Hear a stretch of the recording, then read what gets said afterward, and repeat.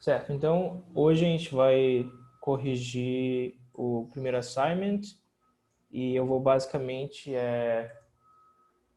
tentar fazer de uma maneira breve, mostrar como vocês deveriam ter feito o primeiro assignment. Então, deixa eu só entrar aqui.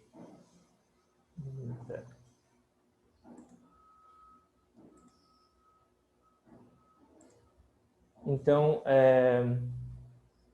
o primeiro assignment a gente viu sobre como usar o Google Colab. Então, aqui eu estou só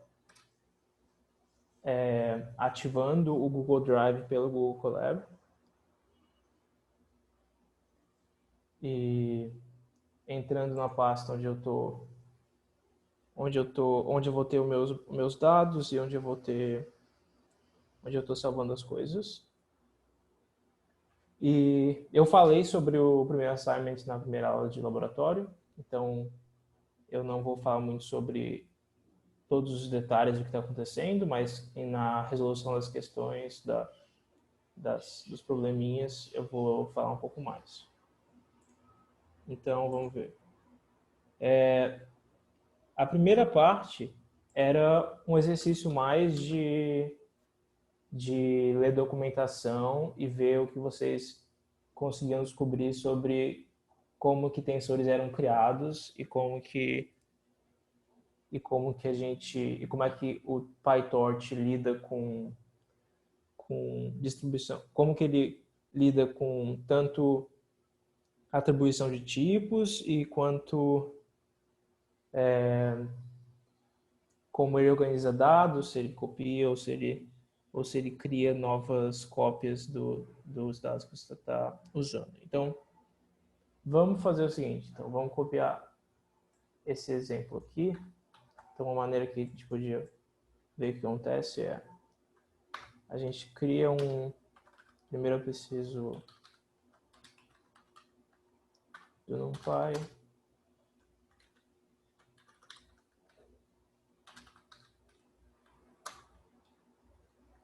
E vamos criar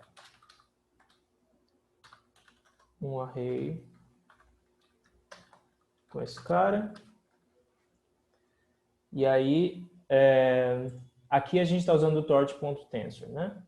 Então, se a gente fizer de novo aqui, só para ver ele colocando, a gente vai ver como que ele transforma esse NumPy array num tensor.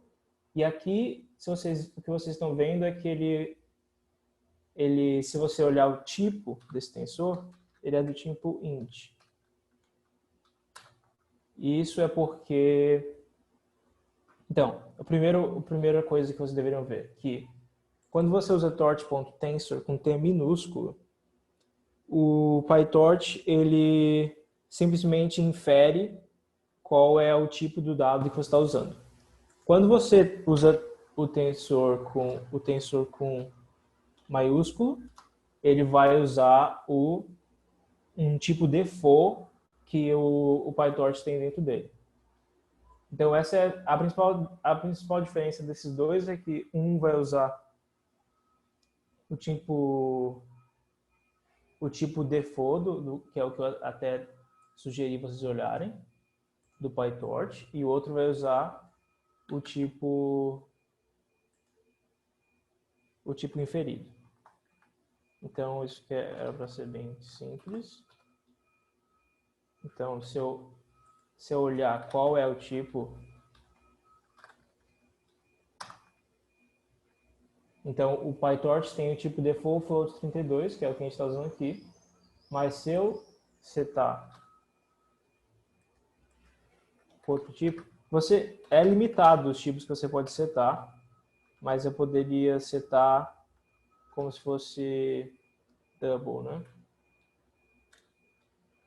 E aí, se eu fizer esse cara aqui, ele vai criar como float64, no caso é um double. O que mais que a gente queria ver? stensor e torch.empty. Então, quais são as outras diferenças? Então, a outra diferença que vocês podem ver é que se eu pegar, por exemplo, T E aqui eu fazer... Então, esse aqui é T1, T2, e eu vou usar stTensor.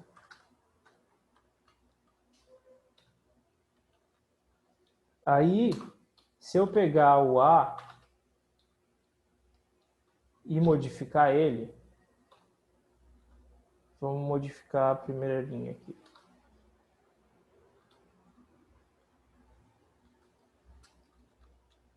Vou zerar a primeira linha. E vamos ver os dois.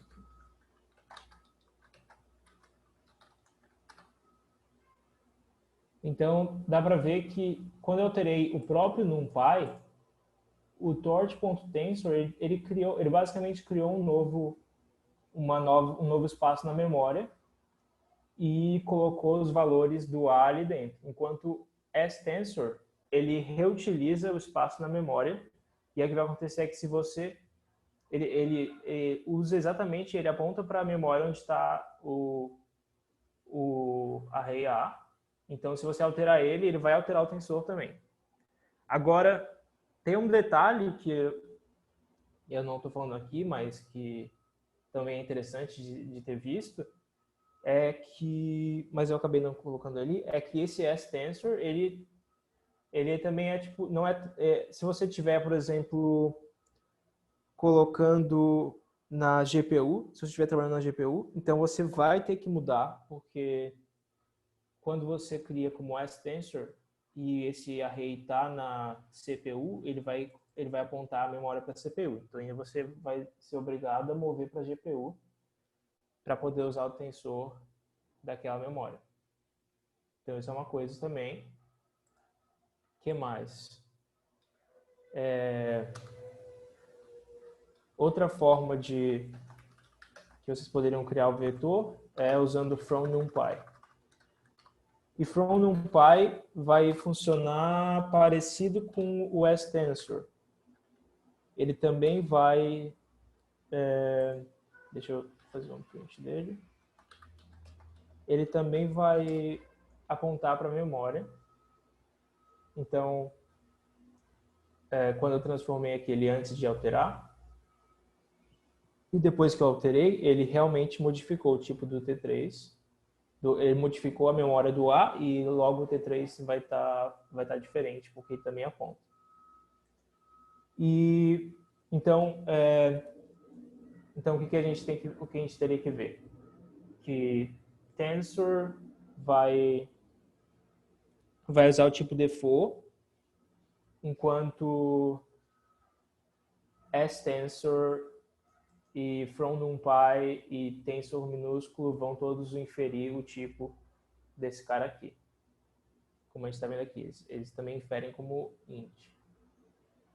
E além disso, o empty, certo? O empty, ele vai acabar, se você não disser para ele o tipo que você quer usar, ele vai usar o tipo default também.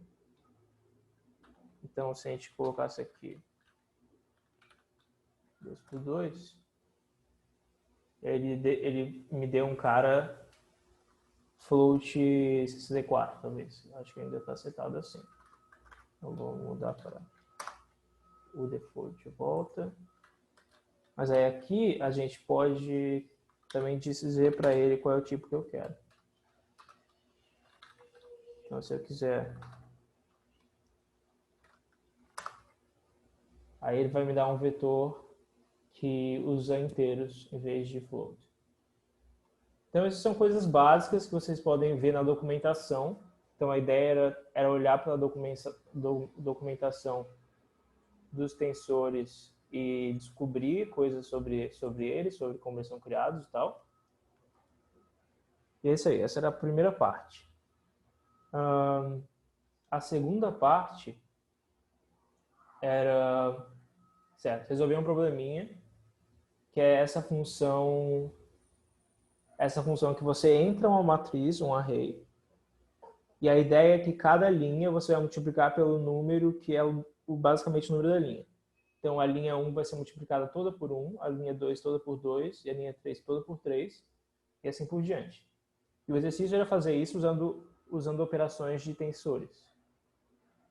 E aí também tem um extra que era para tentar ver se fazia diferença usar operação tensorial. E eu não sei quem fez, mas dá para ver que você ganha tipo pelo menos 100 vezes mais rápido, eu acho. Não lembro direito, mas eu acho que é 100 ou 1000 vezes mais rápido só na CPU mesmo. Então, vale a pena. Então, como é que a gente faria esse cara? Então, vamos pensar aqui. Digamos que eu tenho esse cara. Eu vou fazer ele menorzinho aqui. Tá? Vou dar uma olhada nele. E vamos, como é que a gente multiplica ele por alguma coisa? Como é que a gente multiplica as linhas? Então, uma maneira a gente precisa, na verdade, de um vetor, como eu sugeri ali, arange. Então, eu quero multiplicar de 1 até o tamanho o número de linhas, que nesse caso é 10. Só que como o arange ele para antes, ele iria até 9, se eu botasse 10, então eu vou ter que botar 11. Certo? Então, esse é o cara que eu quero multiplicar. Scale aqui. Mas, para fazer essa operação em todas as colunas, esse cara aqui ele vai ser um vetor linha, e eu quero transformar ele num vetor coluna, basicamente. Então, o que eu vou fazer aqui é que eu vou usar o view e vou transformar ele tipo num vetor coluna dessa forma. E aí a gente pode ver aqui que ele já multiplica todo mundo pelo número da linha dele. Então, qual que era o exercício? O exercício era criar uma funçãozinha que recebe o vetor e retorna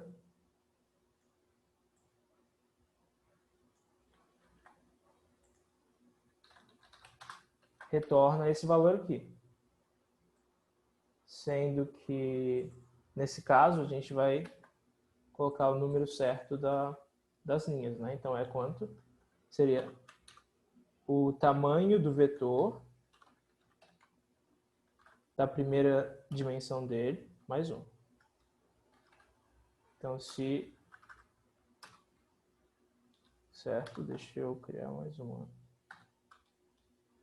Então, se eu pegar agora esse vetor grande aqui,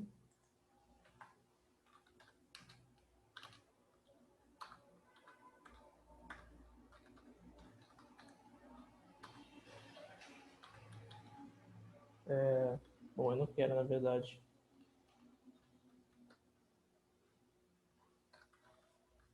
fazer um print dele, então vamos fazer isso aqui primeiro. Ele fez, na verdade, desse cara aqui, mas agora o que eu quero fazer, na verdade, é contar o tempo. Então, deixa eu tirar esse cara daqui. E aí, a gente, para contar o tempo, a gente pode usar isso aqui. E ele vai contar o tempo da célula que você colocou ele. Então, se você colocar isso no começo da célula, ele vai fazer um tempo médio de quanto leva. No caso, eu queria T2, né? Então, vamos fazer T2. Então, 460 microsegundos por loop. E no caso, se você fizer com loop, eu creio que seja por 300 milissegundos. Eu acho que tem uma ordem tipo de 100 vezes. Mas eu não vou fazer com loop porque eu acho que não vale muito a pena. Mas então a ideia era essa. Simplesmente fazer essa funçãozinha, aprender sobre essas esses caras, né? Então o view é o que a gente viu até na aula, que muda o tamanho do vetor. E esse aqui é o arrange, que é uma coisa simples. E então, certo. Então, próximo exercício. Então, esses dois eram bem simplesinhos. Deixa eu ver se eu não esqueci de alguma outra pergunta. Acho que era isso. Agora, o exercício, digamos, principal, não necessariamente principal, mas o exercício de criar, talvez mais longo, era de treinar uma rede neural no MNIST, certo? Então aqui já tem tipo um exemplozinho só de carregar o banco de dados, mas a gente precisa, o primeiro exercício pede para você criar de fato o split de treino, teste e validação. Então como que você teria que fazer? Então, primeiro que a gente pode usar isso aqui como exemplo, então. Agora eu quero treino, teste e validação. Então existe mais se vocês olharem na documentação, existe mais que ele está até sugerindo aqui, mais um parâmetro que seria um dado de treinamento ou não, certo? Eu só o default é true, mas eu só vou colocar aqui para lembrar. E aí no caso, para os dados de teste, eu só preciso mudar ali, né? Para false. Então isso tem tudo já pelo PyTorch mesmo. Se estivesse fazendo um dataset próprio, que a gente vai ver em outros assignments, provavelmente. A ideia é você fazer a mesma ideia que eu vou usar aqui de random split para dividir o seu banco de dados em teste, validação e treinamento. Então, from Torch Vision. Deixa eu lembrar. Não.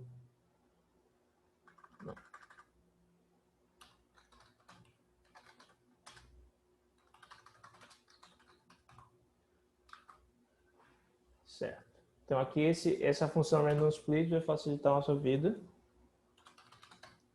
Na verdade a gente viu isso na aula também. Então deveria ser. Vocês poderiam ir lá na aula e olhar o código que foi usado.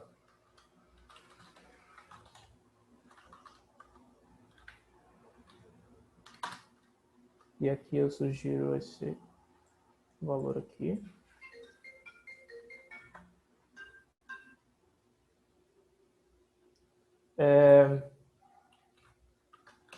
Além disso, ainda mais para esse exercício que é com o MNIST, vocês podem simplesmente basicamente seguir os tutoriais que tem no PyTorch, e vocês provavelmente vão conseguir ver exemplos de como fazer exatamente o que eu estou pedindo nesses exercícios. Mas é claro, né? É bom que vocês aprendam e façam vocês mesmos. Então aqui eu estou criando os datasets e fazendo os splits.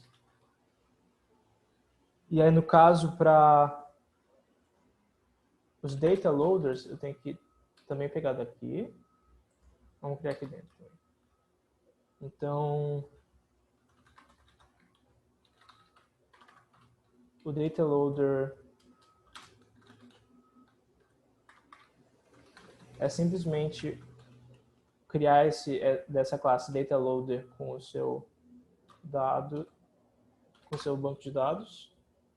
É claro, esse banco de dados está na classe dataset do PyTorch, mas é basicamente isso. A gente tem que setar um batch size. Nós vamos botar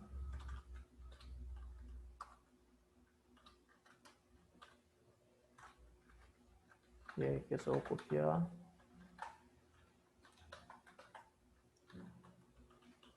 Então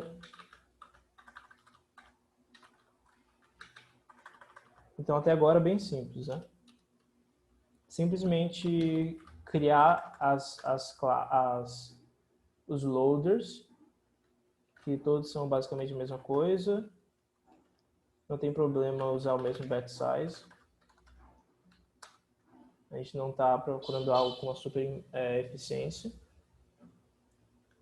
E aí, para plotar, no caso,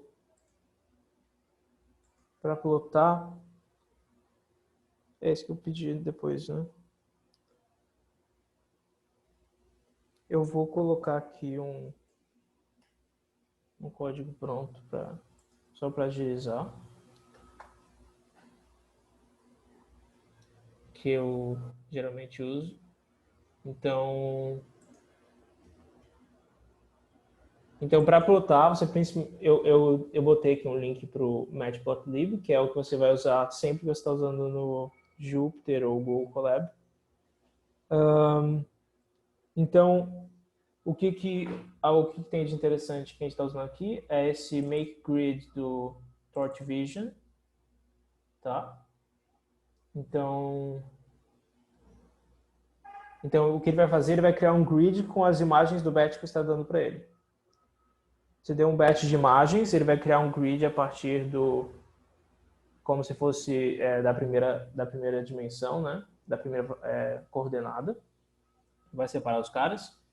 E aí eu tenho que transformar em NumPy, senão eu não consigo plotar a imagem. E aí eu simplesmente ploto usando o Matplotlib. E vamos ver aqui se vai dar certo. Então aqui eu botei 16 do meu batch 64. Né? Então eu coloquei aqui para ter uma linha com 8 caras, mas vocês podem mudar, né? Aqui é só o default que eu escolhi. Certo. Então essa aqui era essa parte aqui. Check the size of the datasets. Certo. Check the size, acho que a gente viu isso na aula, então acho que eu vou pular talvez. Mas para contar o número para ver se o banco de dados é balanceado, tem várias maneiras, né? Mas eu vou botar aqui talvez a mais simples que eu lembre, vamos ver o que ele me diz aqui. Labels. Então, se você usar esse cara aqui, ele vai pegar todos os labels de dados de treinamento. E aí você pode usar bin count.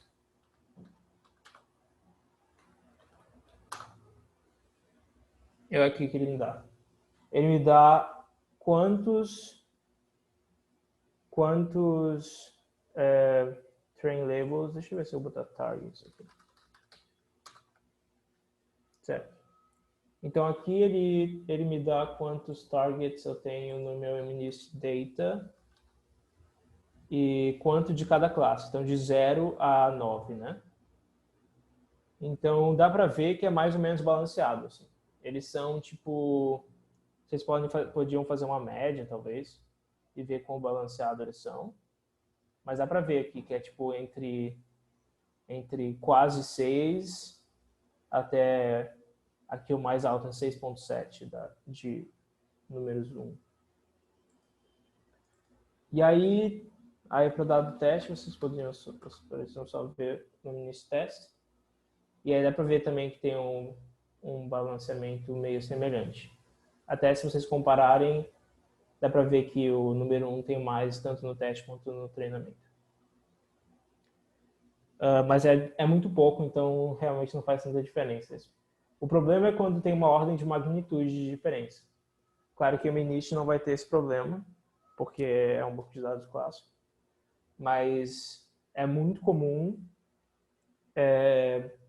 existir esse problema e de bancos de dados serem não balanceados, e aí isso pode criar vários problemas. Primeiro, pode criar um bias muito grande no seu banco de dados, dependendo da aplicação que você está fazendo, isso é péssimo.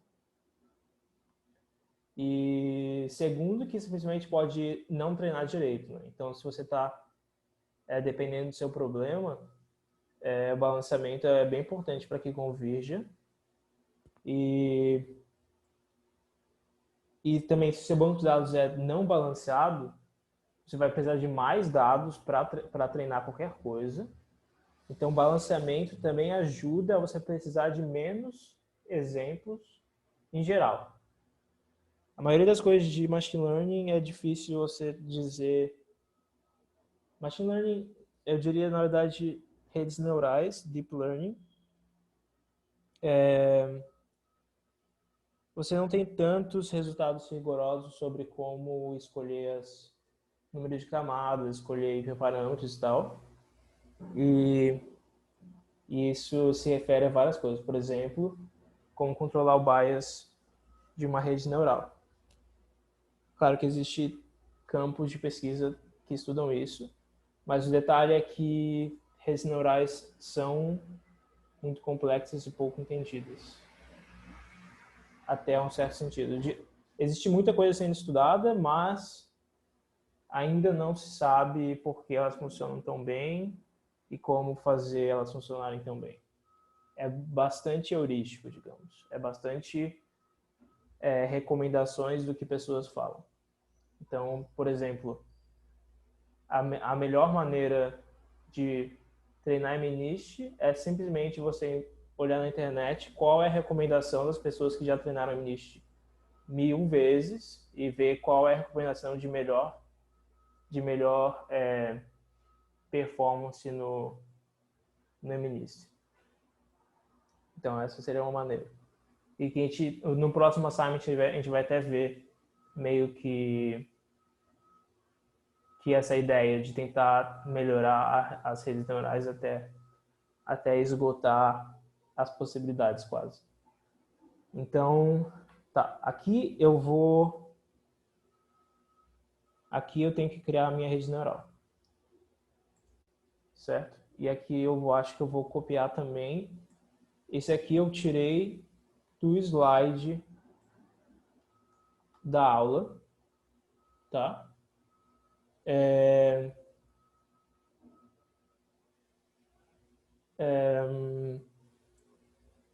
Eu acho que eu falei aqui 2 layers. Eu vi uns assignments que me entregaram, que fizeram 3. Para mim, quando você faz 3 layers, não é 2 layers, não é 2 layers escondidas. 2 layers é isso aqui. 1, 2. Uma layer seria só um cara, então 2 layers é 2. Se eu tivesse 2 layers no meio, se fosse 2 layers de neurônios, que eu acho que é o que algumas pessoas pensam, aí isso é, na verdade, 3 layers, 3 transformações. Então, esse aqui é 2 layers. Claro que não tem nenhum problema fazer com 3, 4, 5 camadas o exercício. O exercício era só fazer uma rede neural simples e treinar MNIST. Então é ok. Mas só para saber que quando eu falo 2 layers, eu falo basicamente significa 2 transformações. Isso é para outros exercícios. Tá, então o que a gente faz aqui? Não é necessário, né, eu fazer aqui, eu podia ter colocado direto os parâmetros aqui dentro. Então, eu acho que eu adicionei isso aqui, não estava nos slides, mas basicamente, quando você está treinando agora que a gente está treinando o MNIST, o que a gente precisa fazer é que eu estou treinando uma rede de feed-forward, né? Então, ela não é uma rede convolucional, por exemplo. Então, ela é uma rede que transforma vetores em vetores. Tá? E ela não usa digamos, as duas dimensões da imagem. Então, eu realmente preciso transformar a minha imagem num vetor. Então, eu meio que esqueço a estrutura dela, de uma certa forma. A rede neural vai ter que aprender sozinha a estrutura. Então, quando eu faço esse flatten, eu estou basicamente transformando os vetores, as imagens em vetores, tá? De uma dimensão. Então, as nossas imagens, eu não plotei, né? Mas elas são 28 por 28. E aqui eu estou colocando uma hidden layer de 128 e uma saída 10. E aí, eu criei aqui, deve funcionar, vamos ver. Deixa eu...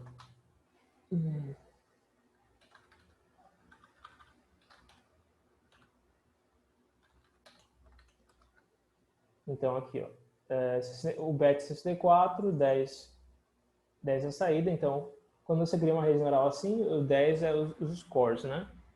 Então, ele não tem, tipo, as probabilidades ainda.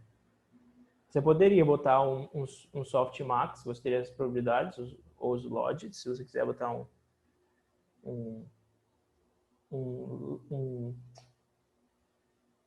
você botaria aqui? Um sigmoid. Um softmax, tá certo. Ou log softmax. Dependendo do que você está fazendo.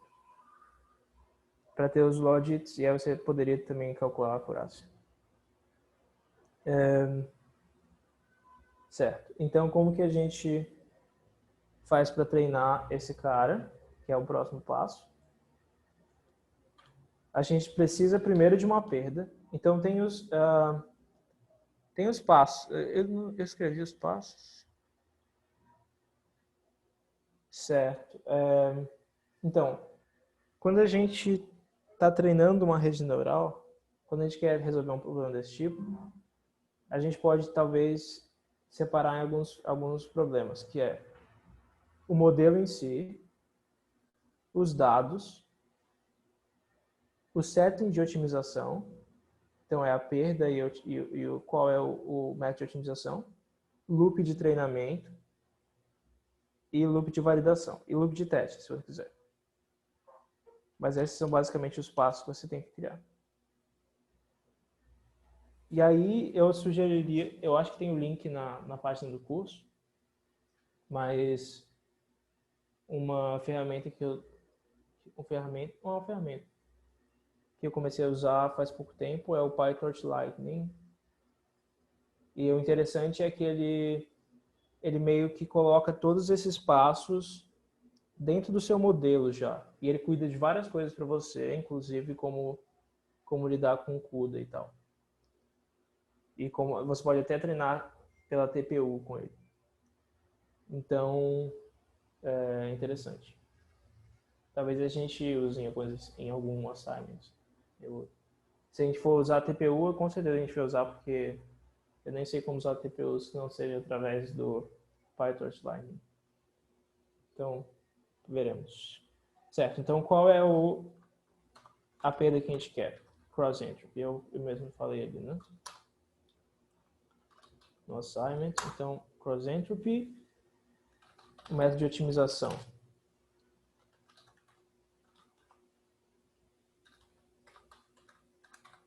Eu não sei se está tendo perguntas e eu não estou vendo. Mas acho que a gente vai deixar as perguntas para o final mesmo.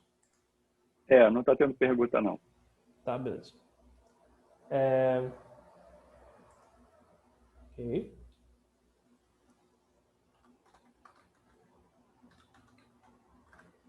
Então, SGD, que é Stochastic Gradient Descent, que é o método mais básico, digamos. Não necessariamente o melhor, mas é o base, digamos. É o método base.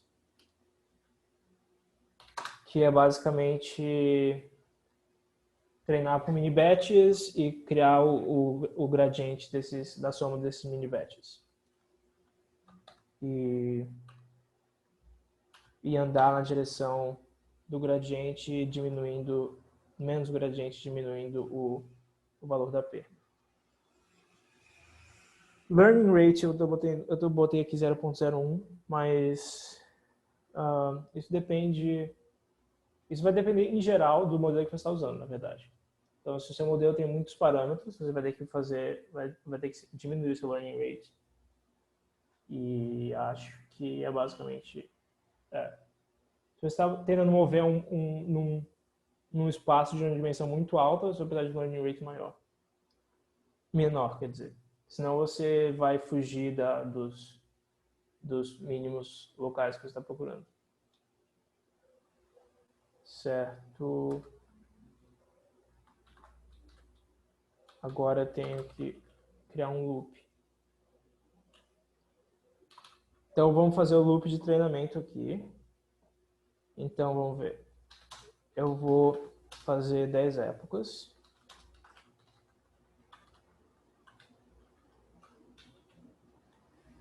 Vamos fazer menos só porque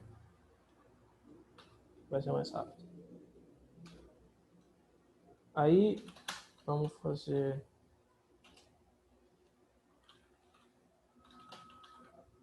Eu vou fazer um loop no data loader, no loader de treinamento, certo?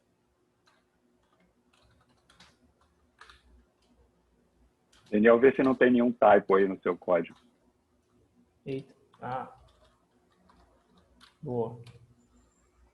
Certo.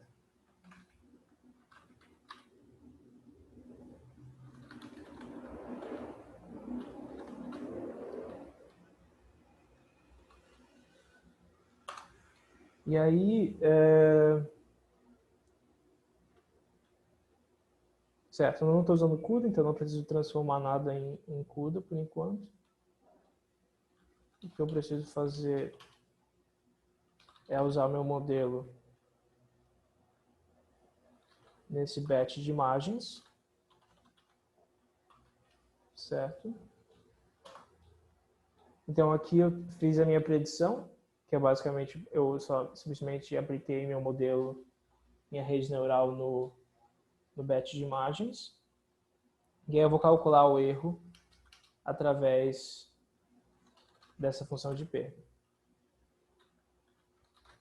Então eu basicamente comparo o predito com o batch, que é basicamente o que o cross entropy vai fazer. Então esse ypred aqui vai ser um batch de vetor de scores e o ybatch vai ser um batch de labels, de targets. Então vai ser números mesmo. Então o cross entropy geralmente você faz um vetor de scores contra o label que você está tentando prever, certo? Então, em teoria, o cross entropy loss vai tentar maximizar o score maior, tem que ser o score relativo ao label que você vai ter no ybatch. E aí, a gente tem que zerar o gradiente do... Sempre tem aqueles passos que a gente viu em aula também. Fazer o backpropagation e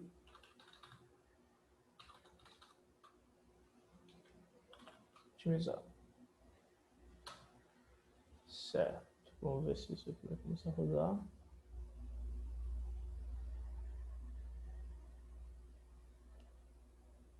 E não está indo muito rápido. É meio difícil saber o que está acontecendo se eu não estou fazendo print nenhum, né? Então, vamos cancelar esse cara. Aí, eu vou dar um print. Deixa eu ver. Eu fiz um a cada 100 passos.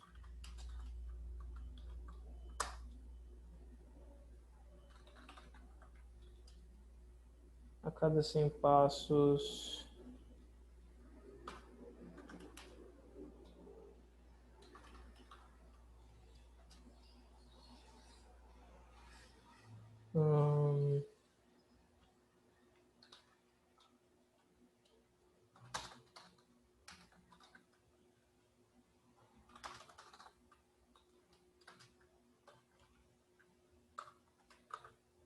No caso aqui, eu estou só fazendo um print.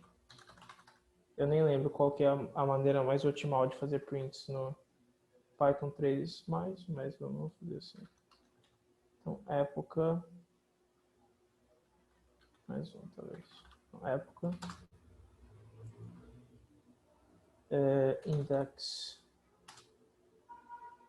e error.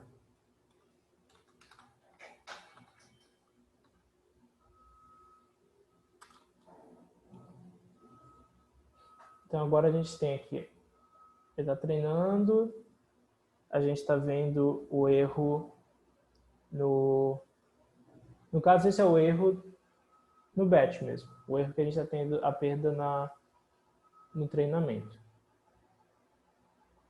E aí, primeiro a gente quer fazer um teste no nosso dado de teste. Então, como que a gente faz isso? Vai ser bem parecido com o loop de treinamento. Então, eu acho que a gente vai conseguir reaproveitar um pouco. Mas, como eu sugiro aqui, como eu lembrei, vocês têm que se lembrar de usar o no-grad, né? Porque na fase de testes, você não quer que ele fique acumulando o gradiente. Então, como é que a gente faz isso? A gente faz torch.nograd.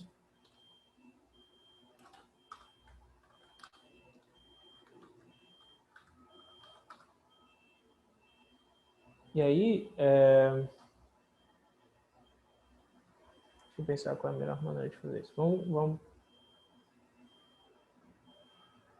A gente só precisa passar uma vez nos dados de teste, na verdade, né? Então,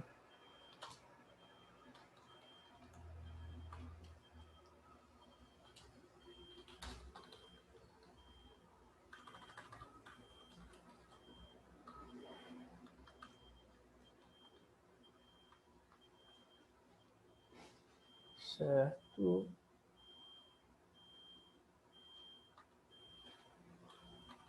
Vamos copiar.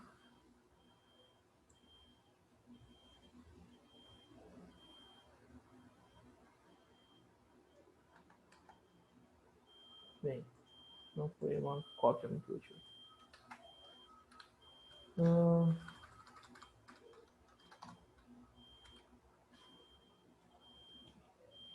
Certo. Na verdade, eu acho que o melhor é tentar fazer a acurácia, né? Então a gente pode fazer para fazer a acurácia, a gente vai ter que fazer um torch.max.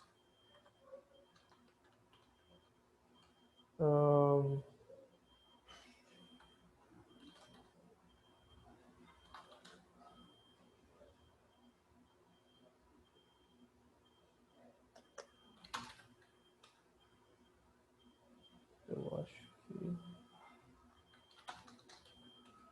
isso vai me dizer quais são os labels a partir dos scores do i.thread.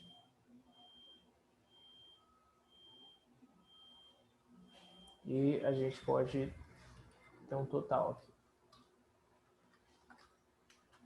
de acertos.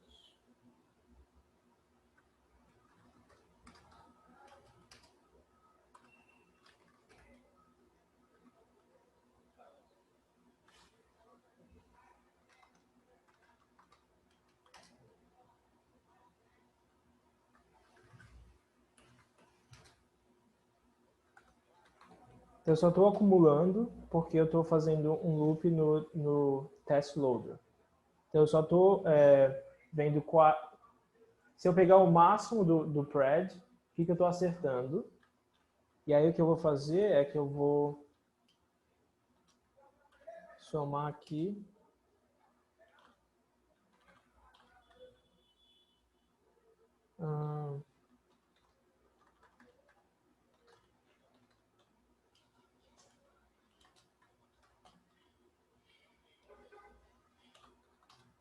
Quantas vezes eu acertei.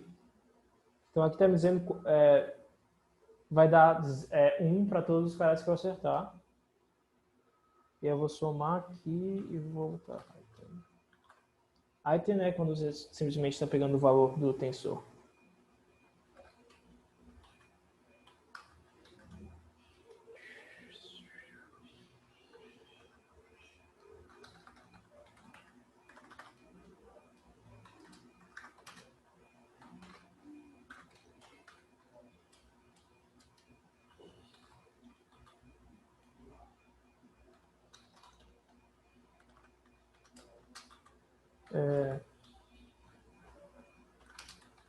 Vamos fazer uma porcentagem aqui.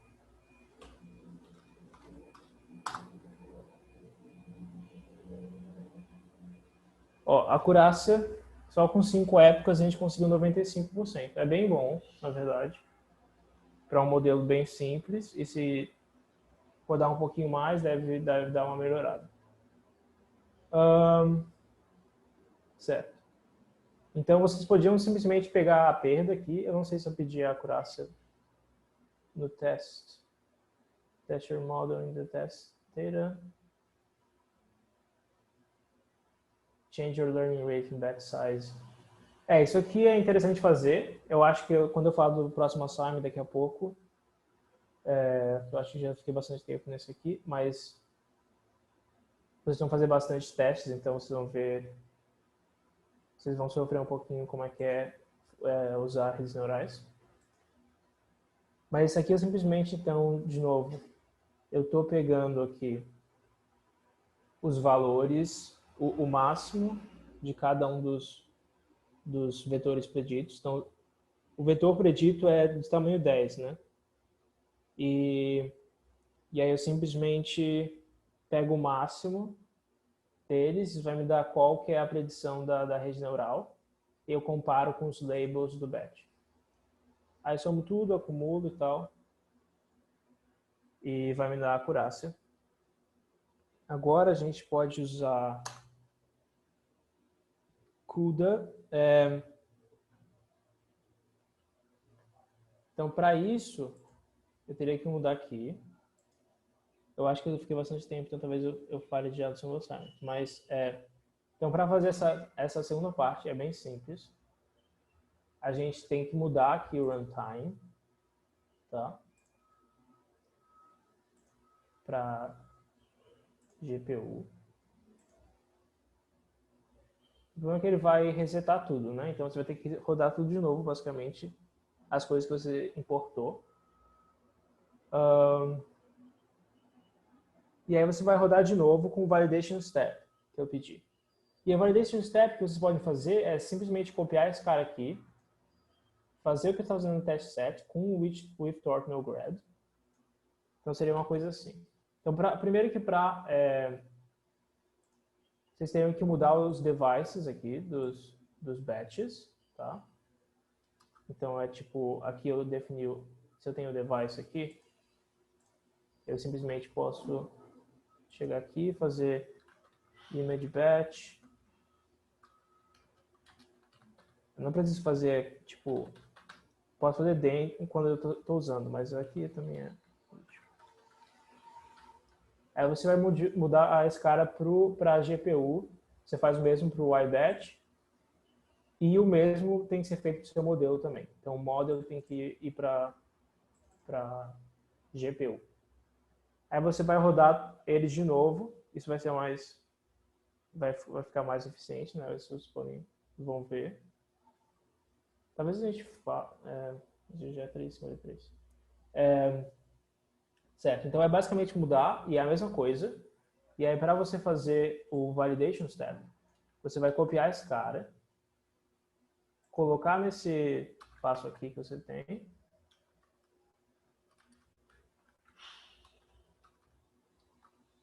Pelo menos é assim que eu faria, tá? Não sei que é a única maneira. Você faria no validation test, não. É bom que você esteja usando a GPU, porque se você vai passar no validation, no conjunto de validação inteiro, toda vez que você, a cada 100 iterações, então é bom que esteja sendo feito de uma maneira eficiente, né? Então você vai fazer aqui também usando o CUDA. E aí você vai salvar essa acurácia dentro de uma lista. E aí eu acho que eu peço para vocês plotarem. Então é bom também plotar essa curva de aprendizado, digamos. Certo, a Accuracy Measure que eu falei. E no caso eu já mostrei aqui como fazer a Accuracy Measure. Certo. Então, e o extra era usar Seaborn para Confusion Matrix. Mas eu acho que isso é um pouco fora do scope. Mas é interessante fazer, tá? E fica bonitinho nessa biblioteca. Tem umas paletas de cores legais. Então eu vou falar agora sobre o próximo assignment. Deixa eu achar aqui.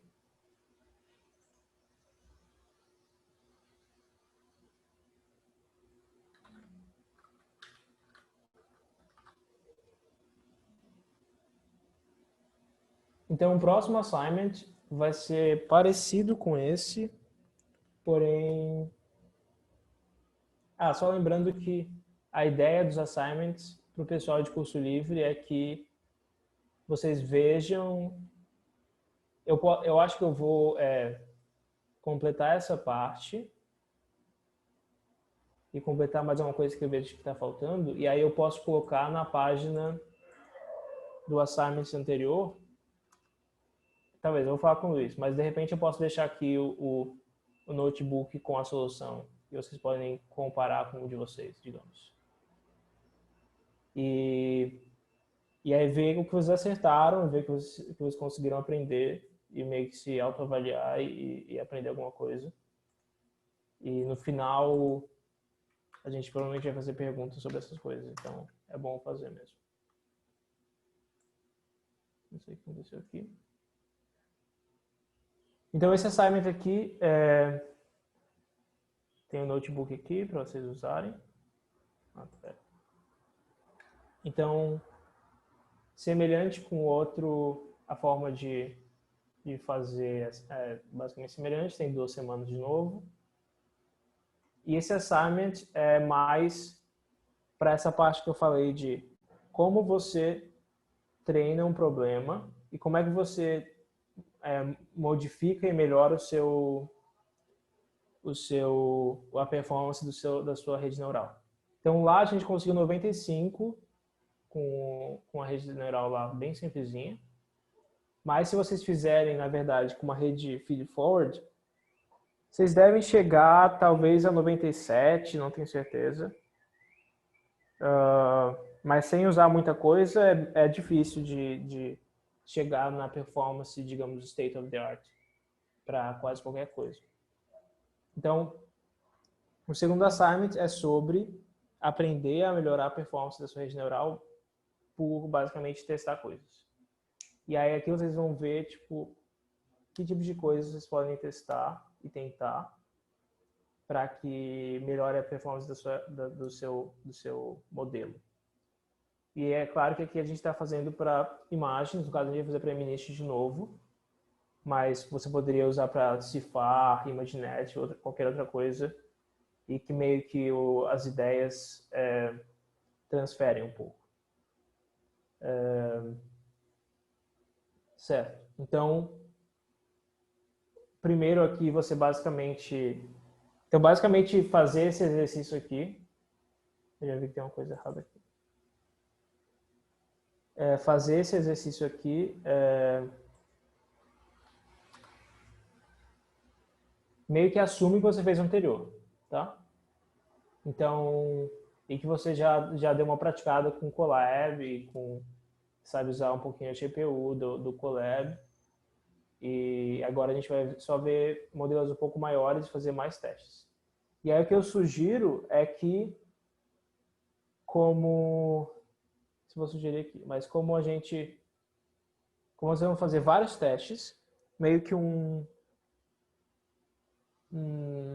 benchmarking do seu modelo, para o seu modelo em específico e para uma rede convolucional comum aqui, sem sem skip connections, que a gente chama, e sem muitos truques, e no MNIST.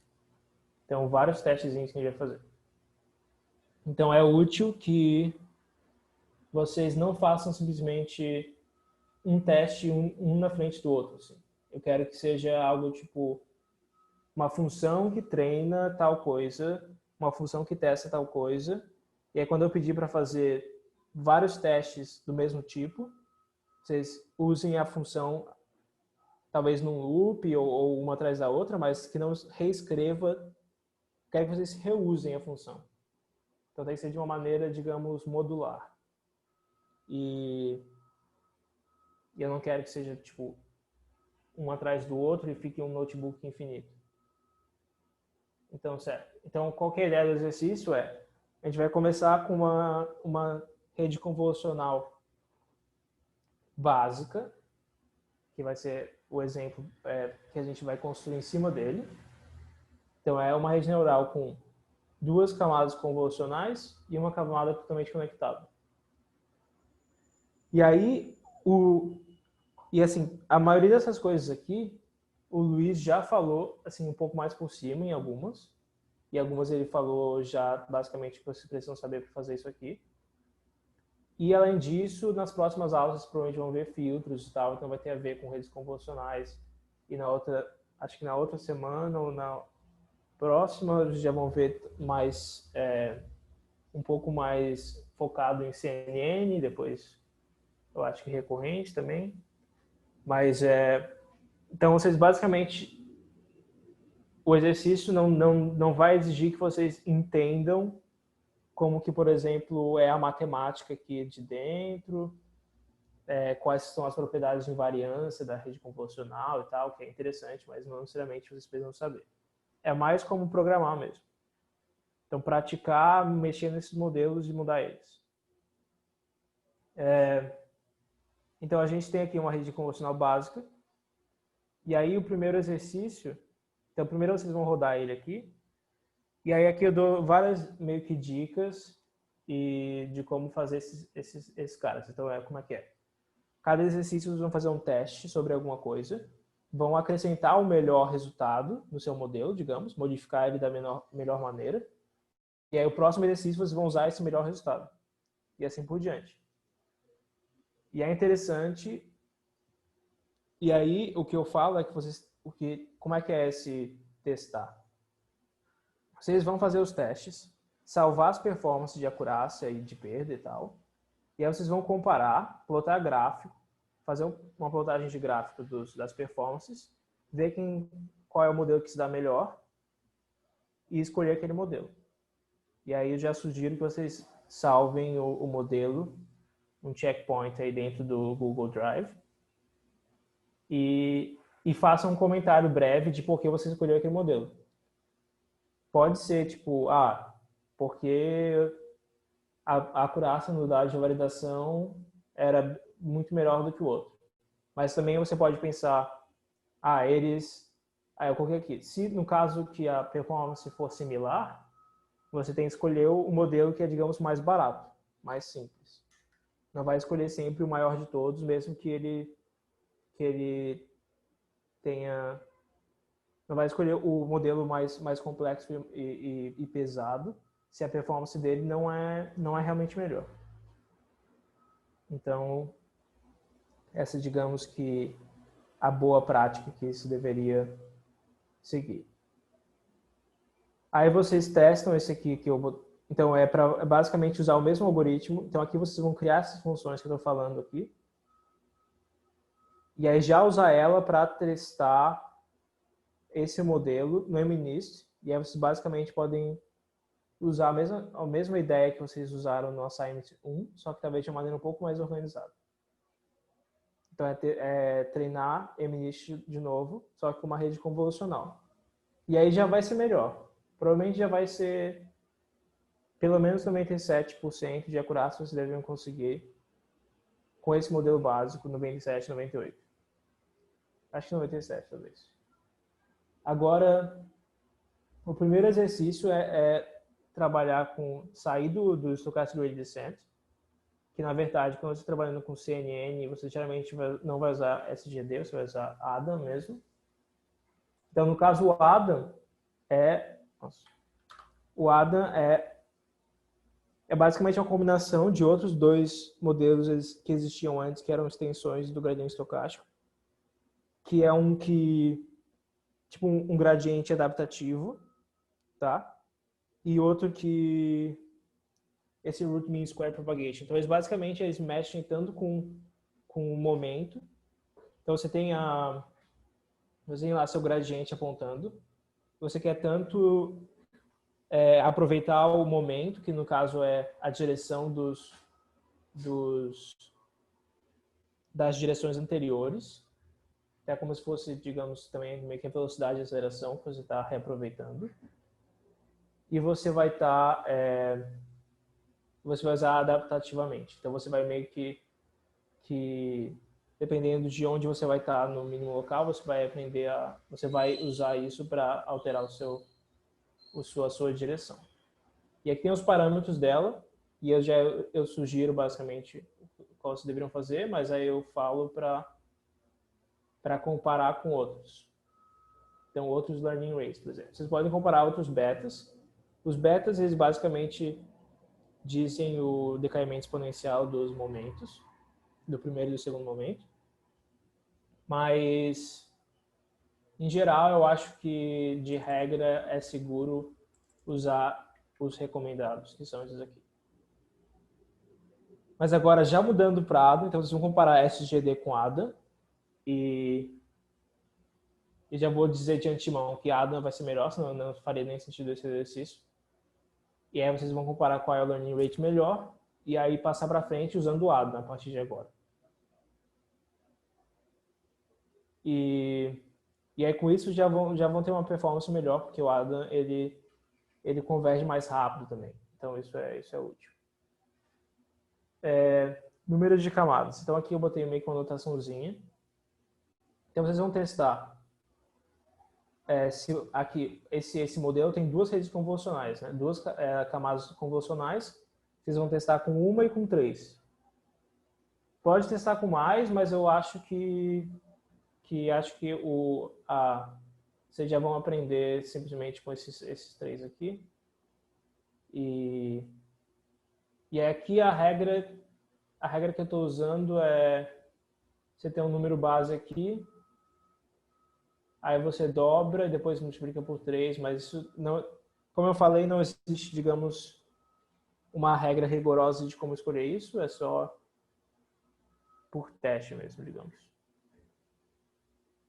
E aí o próximo é o número de feature maps. Então,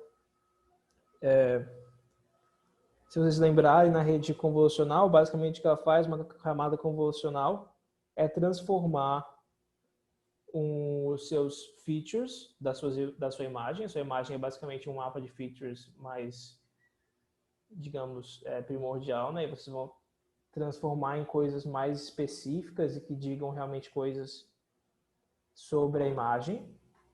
Então, você vai transformar... Então, o número de features é o número de transformações e representações que você cria da imagem. Então, vocês vão escolher qual é o melhor tamanho, digamos, qual é o melhor número de features para a sua rede neural, fazendo vários testes e comparando eles. E aí assim por diante. Aí o próximo é o número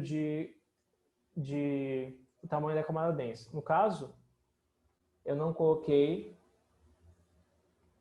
aqui, ele vai da rede convolucional para a predição, direto.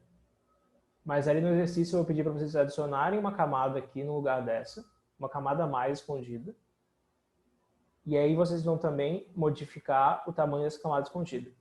Então, digamos que sem ela é camada escondida 0. E aí vocês vão comparar com outros tamanhos de camadas escondidas. E plotar aí de novo e verificar qual é o melhor. E aí vocês vão adicionar dropout. E aí, eu acho que o Luiz falou também sobre dropout. E basicamente é uma técnica de regularização. Então, é uma técnica que simula simula um treinamento de modelos, submodelos mais simples, de uma certa forma, e modelos mais simples são menos, tem menos risco de overfitting, né? Então isso que é meio que a ideia heurística. Então vocês vão adicionar essas camadas de dropout e testar com valores de P diferentes, que é o parâmetro, e no caso P é tipo, dropout é de jogar fora, de desligar ou jogar fora conexões, né? E essa é a probabilidade de uma conexão ser desligada. Então, vocês vão testar aqui probabilidades diferentes. Então, é tipo, se você está pegando menores ou maiores modelos, digamos, submodelos. Vão testar, comparar e adicionar dropout à sua rede. Depois vão fazer o mesmo com batch normalization. E aí, então, basicamente, vocês vão montar uma rede convolucional que vai ter todas essas características, desde vocês vão ter escolhido qual é o melhor número de features, melhor número de camadas, dropout, batch normalization, tudo que melhorar, digamos. É claro, se adicionar batch normalization ou dropout não melhorar nada, então não coloca, né? Isso, na verdade, existem casos que realmente é desnecessário. Você vai colocar batch normalization, dependendo de como é seus dados, e não vai fazer quase diferença nenhuma. Então, é uma coisa para se considerar. Não precisa colocar se não fizer nada. E batch normalization vai adicionar parâmetros. Então, você tem algo que você está aprendendo também. Então, se não é necessário, então não precisa. E aí tem um extra. Então, como eu falo aqui, se vocês fizeram todos esses aqui, a sua rede neural com certeza vai ter pelo menos 99% de acurácia, 99 ponto quebrado, assim.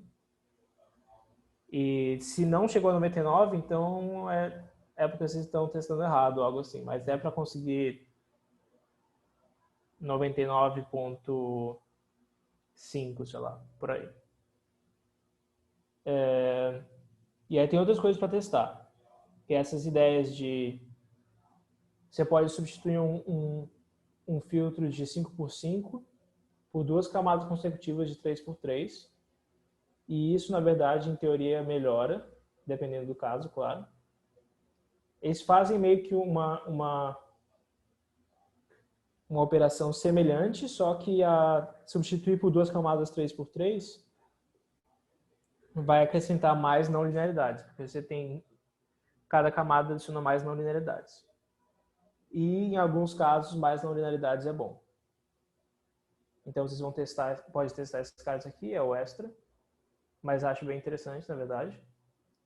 E aí outro também que eu encontrei esses tempos que é interessante também, em vez de usar um max pooling, você adiciona uma nova camada que tem um stride maior, um stride 2. Então, ele tendo um stride, ele vai fazer um subsampling. Só que em vez de fazer um max pooling, que é um subsampling direto, pegando o máximo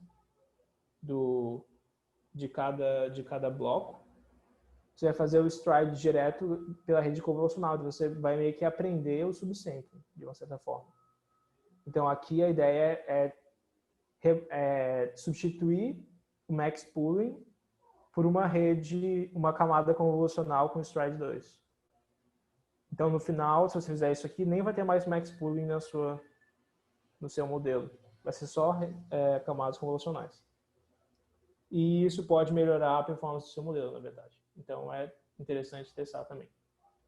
Então, esse é basicamente o Assignment 2. Vários e vários testes.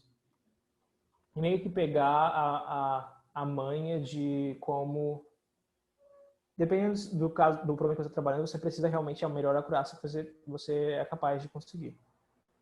Então, isso é meio que uma forma de ver como você poderia alcançar essa performance testando e testando a melhor arquitetura. Não existe uma fórmula pronta de como fazer essas coisas. Existem boas práticas. E é basicamente isso que vocês vão aprender nesse assignment. E é isso, então, Luiz. Vocês querem falar alguma coisa? A gente abre para perguntas. A gente pode abrir para perguntas